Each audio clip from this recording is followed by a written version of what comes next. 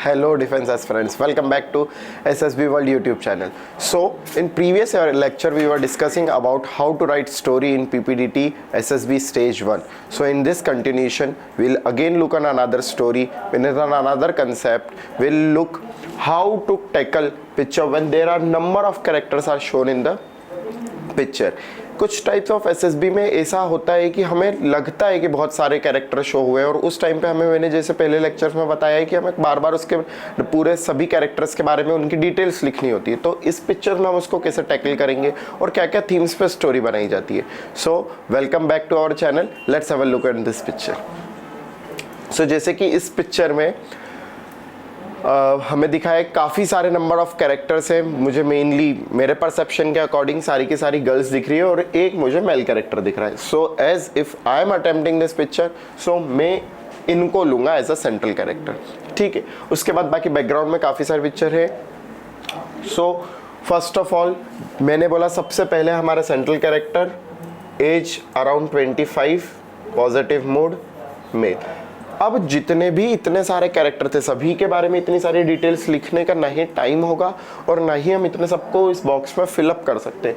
So you can write about 2 or 3 characters, that is sufficient. ठीक है. So female 25 and in positive mood, another female 30 and in positive mood, another female 32 and in neutral mood, and then in actions. Okay, so by this way it is not necessary that all the characters need to be mentioned here. Okay, you can just mention 2 or 3 along with your central character, and do not forget to encircle your central character because it is very necessary.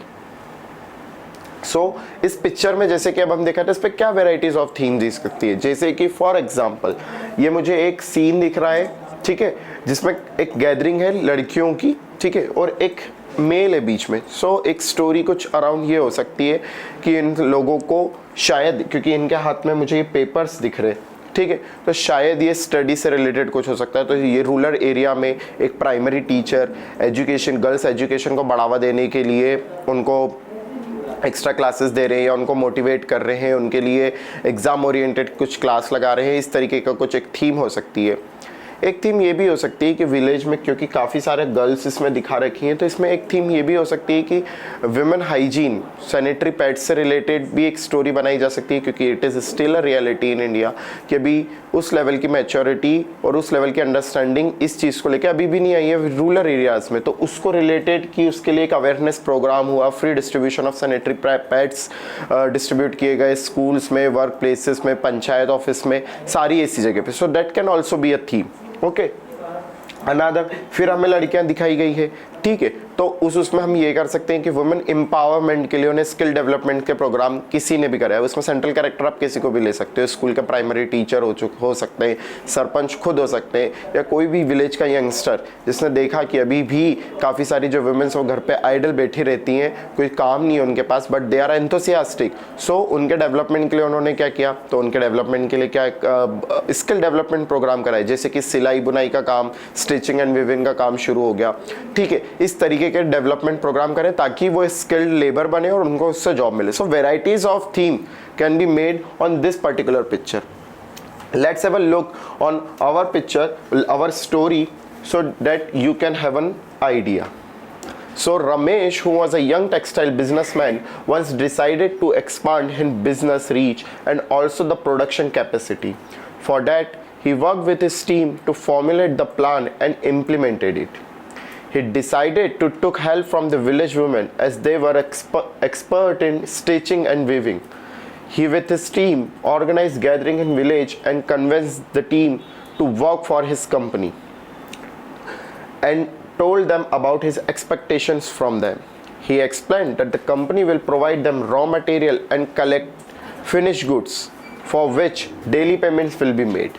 He also organized training for those women who want to learn and work and included them in his team. He also opened a collection center for collection of finished goods, due to which all such step he was able to execute his expansion plan well and got benefited by a collective team of it. So again हमने इस picture को भी वैसे ही approach किया है that it is not necessary कि आप हमेशा कोई सी प्रॉब्लम इंट्रोड्यूस करो. जैसे फॉर एग्जांपल मैंने अगर स्टार्टिंग में दे रखा है कि वो टेक्सटाइल बिजनेसमैन था, तो इसमें ये अननेसेसरी बताने की ज़रूरत नहीं कि उसका बिजनेस अच्छा नहीं चल रहा था. Everyone want to expand. So मैंने डाला कि बिजनेस को एक्सपांड करना है, इसके लिए रीच बढ़ानी पड़ेगी. रीच बढ़ाने के लिए प्रोडक्शन कैपेसिटी बढ़ानी पड़ेगी, इसके लिए और वर्कर्स चाहिएंगे. उस वर्कर्स के लिए विलेज में जाई, गैदरिंग बनाई, लोगों को अवेयर किया, कलेक्ट किया, उनको अपने प्लान के बारे में बताया, उनको ट्रेनिंग दी. जो ट्रेनिंग सीखना चाहते थे उन्होंने ट्रेनिंग सिखाई, ठीक है. और ट्रेनिंग सिखाने के बाद उनको ये अश्योरेंस दी कि उनको काम करने के डेली वेजेस मिलेंगे, डेली पेमेंट मिलेंगे, ठीक है. और इस तरह से एक टीम खड़ी करके अपने प्लान्स को एग्जीक्यूट करा. So this is how you need to grow up your mind and develop several dimensions, ठीक है. क्योंकि हर थीम पे सेवरल डायमेंशंस को कवर अप करना सीखो.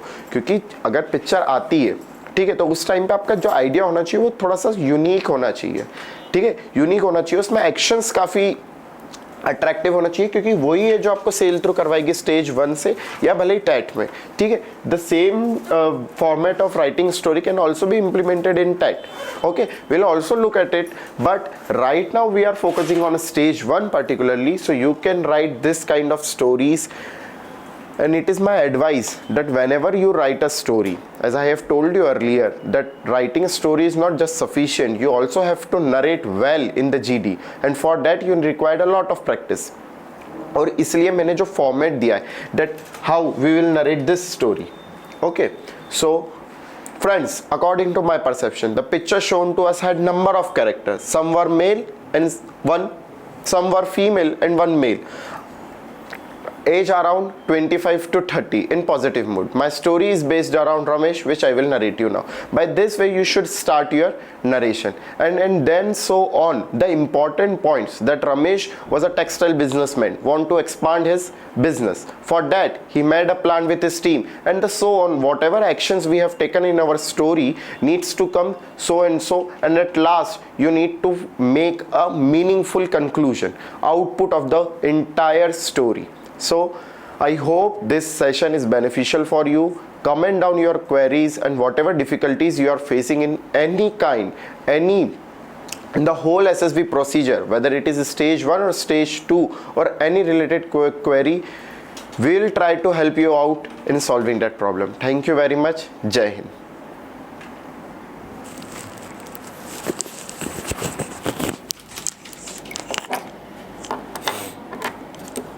उसको बंद कैसे करना है?